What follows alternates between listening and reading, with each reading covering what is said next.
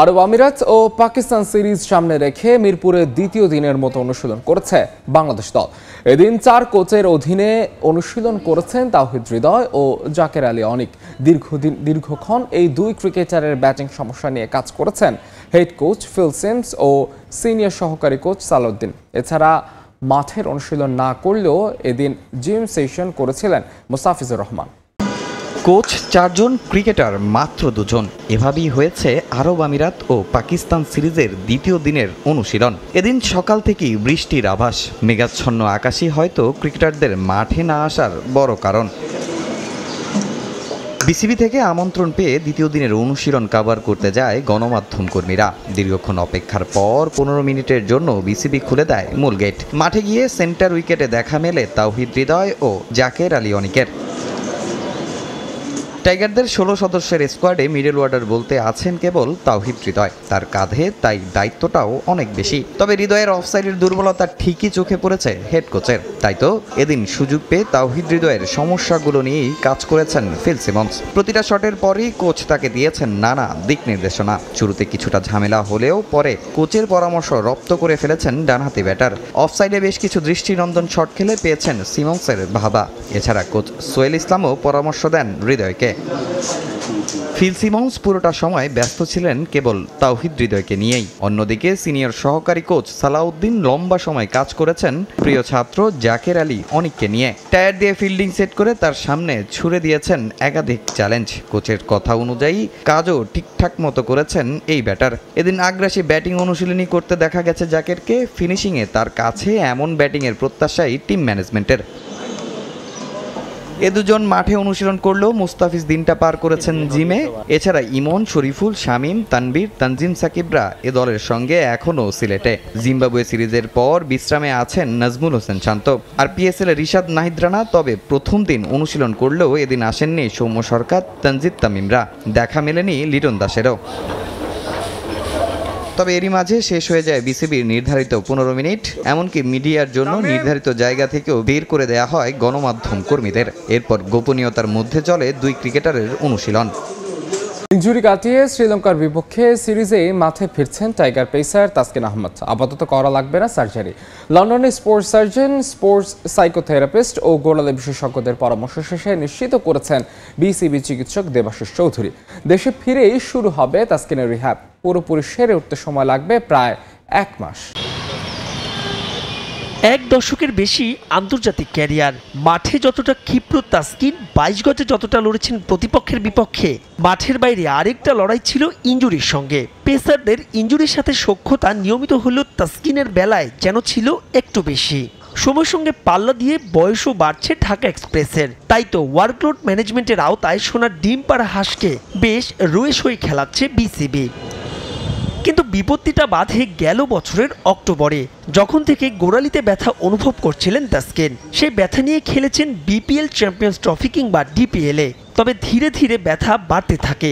এক পর্যায়ে সমস্যা তৈরি হয় বোলিংয়ে, যার ফলে মোহামেডানের জার্সিতে 21 মার্চের পর আর মাঠে নামা হয়নি তার। খেলা হয়নি টাইগারদের হয়ে সবশেষ জিম্বাবুয়ে সিরিজে, যে কারণে তাসকিন মিস করছেন আসন্ন আমিরাত আর পাকিস্তান সফরও।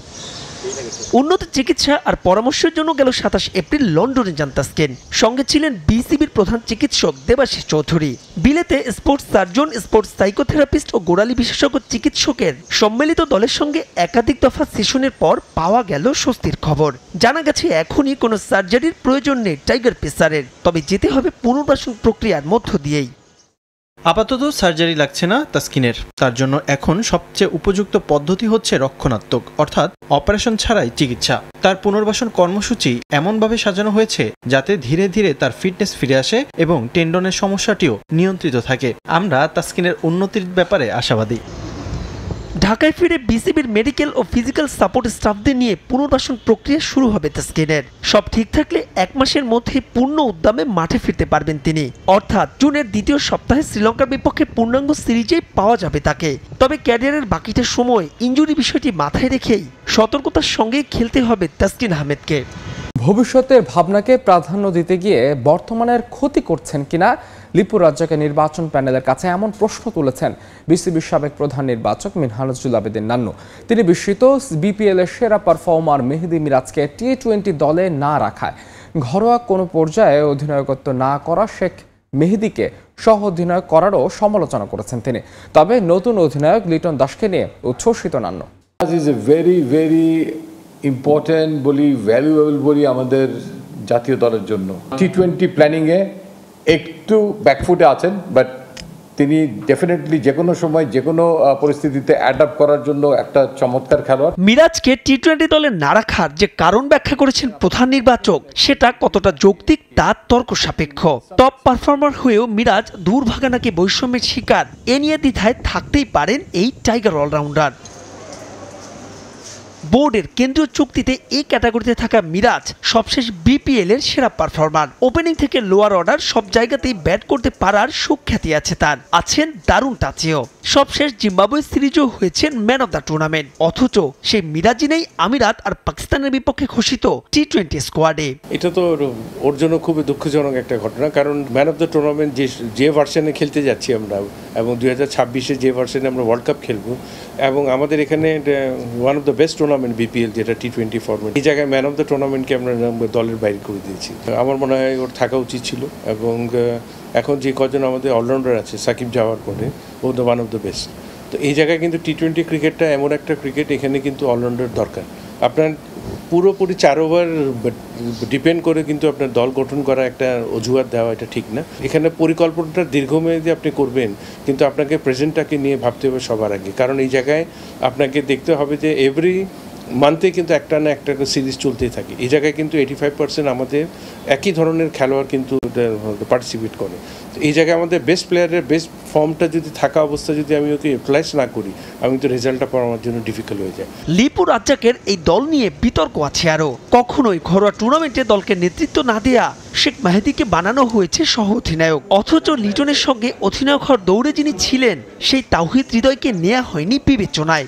অবশ্যই সারপ্রাইজ, কারণ এই জায়গাটায় কিন্তু বলাটা মুশকিল, কারণ ওকে আমি কিন্তু ডোমেস্টিকে দেখি না কোথাও লিড দিতে। এখানে সিলেকশন প্যানেলের কোনো সাজেশন নাই, এখানে কিন্তু পুরোটাই ক্রিকেট বোর্ডে কিন্তু ডিসিশন নিয়ে থাকে কে ক্যাপ্টেন হবে, কে ভাইস ক্যাপ্টেন হবে। তবে নতুন অধিনায়ক লিটন কুমার দাসকে নিয়ে উচ্ছ্বাস আছে টাইগারদের সাবেক অধিনায়কের।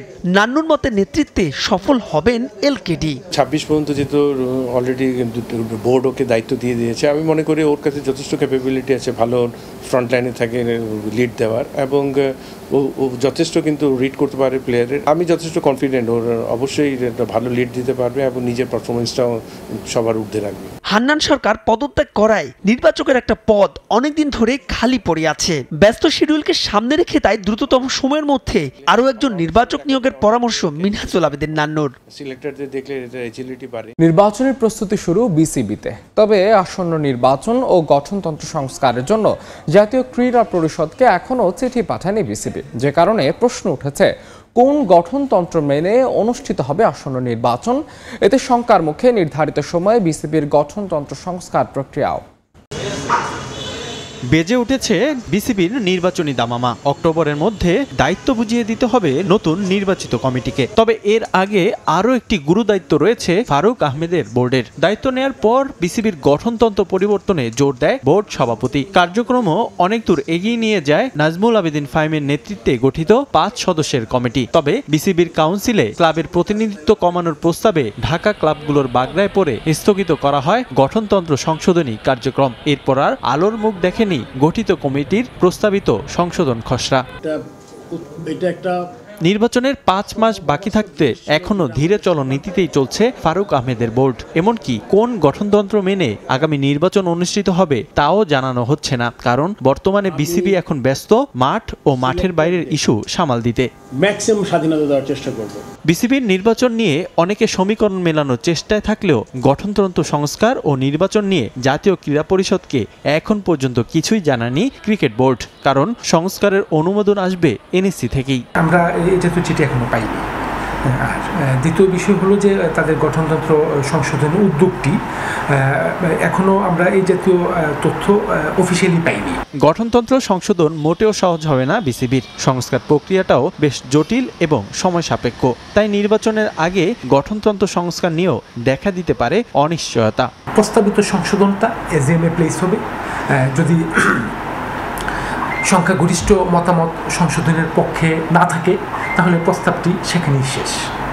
যদি প্রস্তাবিত সংশোধন সংখ্যাগরিষ্ঠ কাউন্সিলরের মতামত পেয়ে থাকে, সমর্থন পেয়ে থাকে, তাহলে একটা কার্যবিবরণী হবে।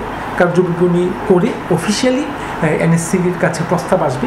জাতীয় ক্রীড়া পরিষদ যদি দেখে যে ওকে ভেরি গুড, সব প্রসিডিউর মেনটেন হয়েছে, এবং জাতীয় ক্রীড়া পরিষদের যদি কোনো অবজারভেশন না থাকে তাহলে সেটা এখানেই অ্যাপ্রুভাল হয়ে যাবে।